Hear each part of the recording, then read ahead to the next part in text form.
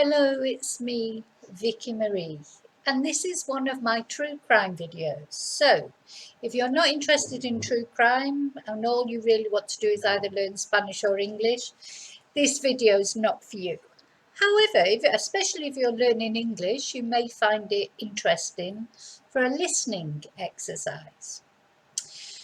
Okay, so how often, especially you ladies out there, girls and ladies, how often have you gone for coffee with your friends?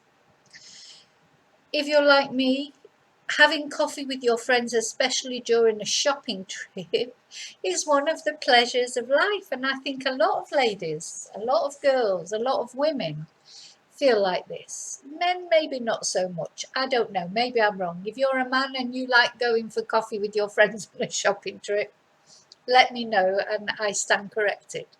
But I do think it's more of a thing perhaps that ladies do. Now, I'm just warning you now, if that is a pleasure that you have and you want to always think of it as a pleasure and never think of it in the way that this story transpires, it's probably not a good idea to watch this video. I think that's why, for me, it's because I enjoy that so much. Not necessarily a coffee, maybe a glass of wine when we go for a shopping trip, certainly at the end. But yeah, going for coffee with your shopping, showing each other what you've bought, etc. You know, this is something that we do enjoy doing, I think. For this reason, this particular case just intrigues me so much, even more. Firstly, because of that, because I think it's very, very sad and tragic that such a common event, a happy event, a sort of, it's one of those gentle pleasures that we have. It's nothing really exciting, but it's just something that's enjoyable that we can now do again after, of course, for such a long time we couldn't do it. Should end in such a tragedy for one particular girl. And the other thing that intrigues me now, any of us, any women, I think will know that there are friends who are jealous of things that you do or achieve, or, unfortunately this does happen, but it doesn't generally lead to the severity. Your friends might get a bit sort of bitchy about things, or they might make comments, and you just know that really they're a little bit envious. Again, this is something that totally mystifies me, because I don't feel envy. There's a lot of things that I do wrong, but one thing I don't ever feel is envy of people, because I'm happy when people do well and are happy when my friends are happy. That's the most important thing to me, but I know that that's not the case for all people, unfortunately. And this really is the crux of this case. So we're talking about three best friends who met up for coffee one day in a cafeteria in Jakarta in Indonesia. Met up for a coffee, and one of these girls did not leave alive, did not survive this coffee trip. So we're talking about the murder of Wayan Mirna Salihin. Now, I'm very sorry if I've pronounced that wrongly. It's quite likely that I have. But she was Indonesian, and beautiful, a beautiful girl, intelligent, a fabulous future in front of her. She'd recently got married. Her husband has recently, her ex-husband, a widow, I suppose we'd say, has recently said that they were going to start to try a family. So she had the whole world at her feet. She was happy. And looking forward to what should have been a fantastic future. But unfortunately, one of her friends, one of her best friends, had something else in mind for her. So, as I say, this lady was called Wayan Mirna Salihin. And I'm going to put some pictures through this video so that you can see how beautiful she was.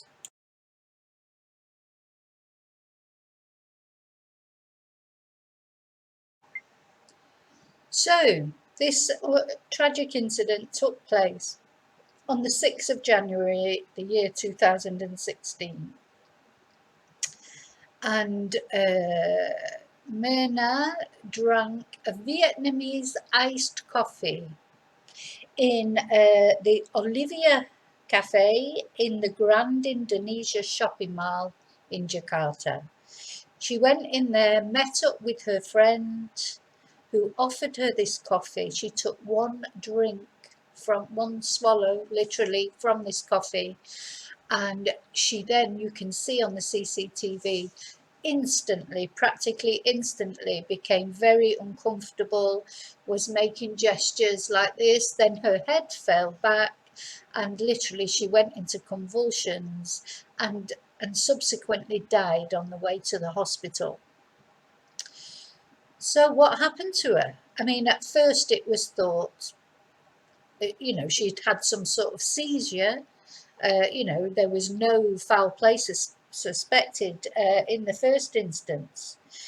But her best friend, who had bought her the coffee, and her name was Jessica, or it still is because she is still alive, Jessica Kumala Wongso is her name. She had bought this coffee quite a long time earlier, before she met up with the other two girls in the cafeteria. She had arrived very early with several shopping bags, so she'd obviously gone off and maybe they'd separated, done their own bit of shopping, or maybe this was the first time they'd met up that day. I'm not actually sure. But luckily, I say luckily, it didn't unfortunately bring Myrna back, but the manager of the coffee store, of the cafeteria, kept hold of the coffee, did not throw it away. And when this coffee was later analysed, it was laced with cyanide. So what had happened? Where had the cyanide come from? So subsequent examination of CCTV showed Jessica arriving maybe an hour earlier than the other two girls, ordering this coffee and then going to sit down at a table. She then put her shopping bags on the table to cover up the coffee cup, so you couldn't see the cup of coffee. But it was like it was a deliberate attempt to block the CCTV from seeing what she was doing, if anything, with this coffee. Now, unfortunately, because initially there was no reason for suspicion, she had not been searched, her bags had not been searched to see what was in them. But later, the CCTV was checked later when it was found that the coffee cup was laced with cyanide, because how had the cyanide got there? And if it was her who put it in, why?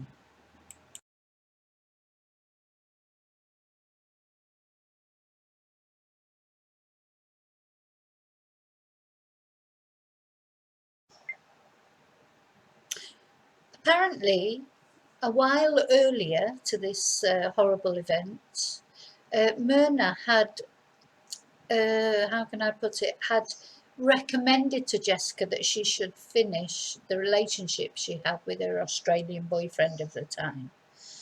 And Jessica had done this. So I don't really know the whole ins and outs of why Myrna would recommend that to Jessica. Why, if Jessica really didn't want to do it, why she would have gone ahead and done it? Because really, I'm not being funny, but quite often your friends might say not like your boyfriend, but really you, and they might be right, but at the end of the day, it's always you that makes the decision whether to finish with them or not. You can't blame that on the other person. If your friend recommends you terminate the relationship with your boyfriend, you either do it or you don't, but you can't blame your friend for that.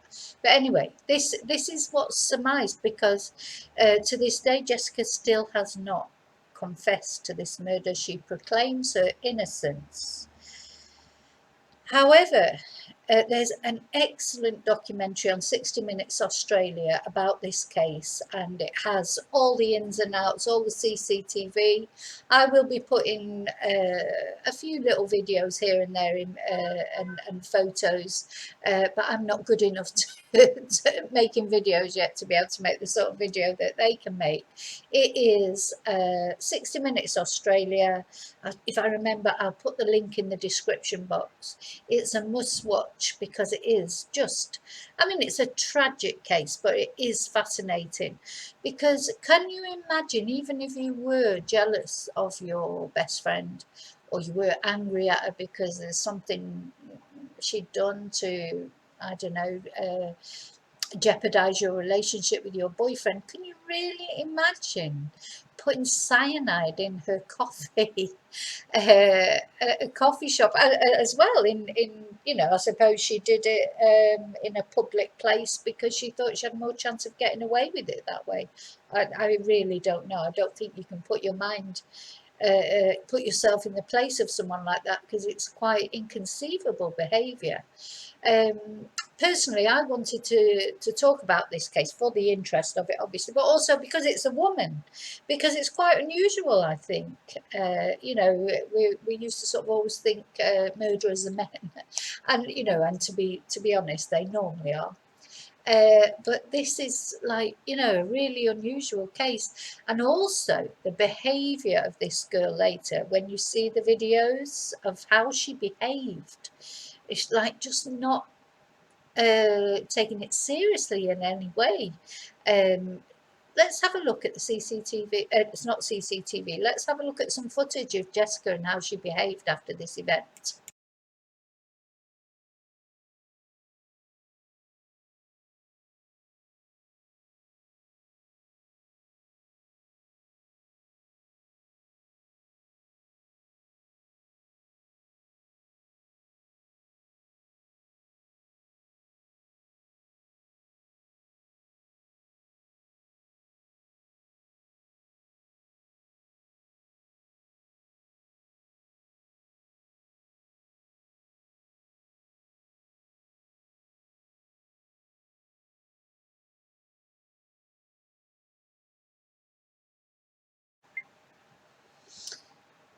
Now, Jessica has been found guilty and she has been sentenced to 20 years in prison, though she was lucky to escape execution because she could have had to have a firing squad, have had to be put to death by the firing squad. That was a possibility. There's still a lot of controversy. Jessica is, of course, protesting her innocence. Apparently, another reason why she supposedly was so jealous of her friend and angry with her friend, apart from the fact of splitting up with her boyfriend, she hadn't invited her she hadn't been invited to the girl's wedding.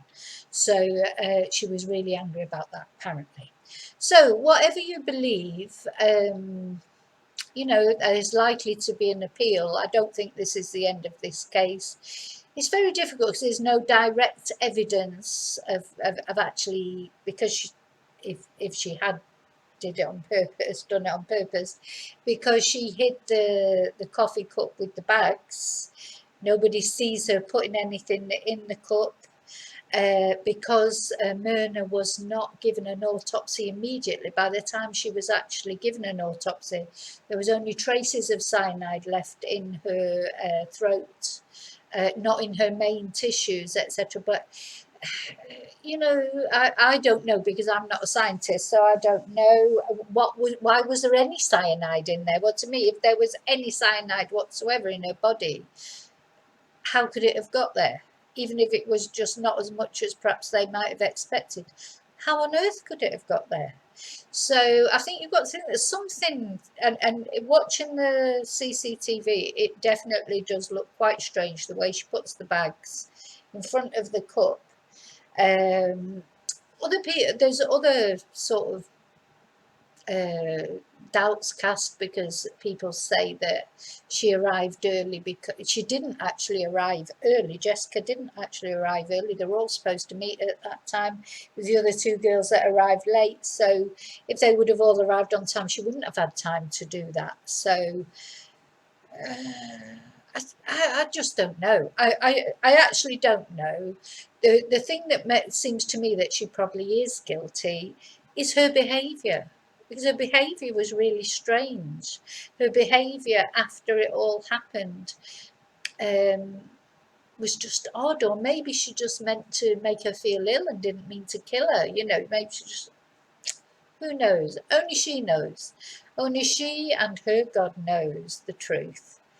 All I know is it is a very tragic case. It's you know, that poor girl and her poor husband, and they had the rest of their life in front of them, and now that's all been cut short by one thing or another, either by a tragic, um, I don't know, a twist of fate. Maybe she did have a heart attack. Maybe she did have a fit. Maybe it was something totally unrelated.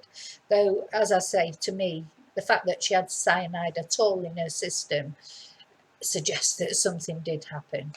And of course now we've got a second, so there's another family now that are suffering because their daughter has been sent to prison for 20 years.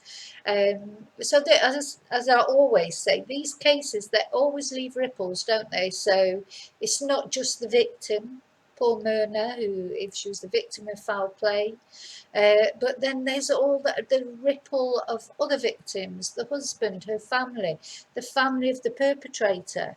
The other friend that was there that day, I mean, she's got to live with that, seeing that happen to her friend for the rest of her life. So, yeah, it's a very interesting case. I mean, I don't know if you're interested in true crime or not. I'm presuming if you've got to this stage in the video, you are interested in true crime. For me, what's fascinating about true crime is once you start watching it or learning about these just things that happen all over the world day in, day out, that are stranger than fiction, it's very difficult to then watch fiction. I mean, you know, even really good crime dramas, etc., they're never quite as dramatic as the actual real things that people do to each other day in, day out. And you never know what somebody is thinking inside. Another case that I'd like to do quite soon, I'm not going to say what the name of it is, but it's another woman. So I'm going to do another woman the next time, because I don't want people to think that I'm just picking on men. I mean, women are capable of terrible things also, and you just never know what's happening in someone's mind. But anyway, so next time you go for a coffee with your friend, make them taste it first. Okay, so thank you for watching, and I'll see you real soon in the next video. Take care.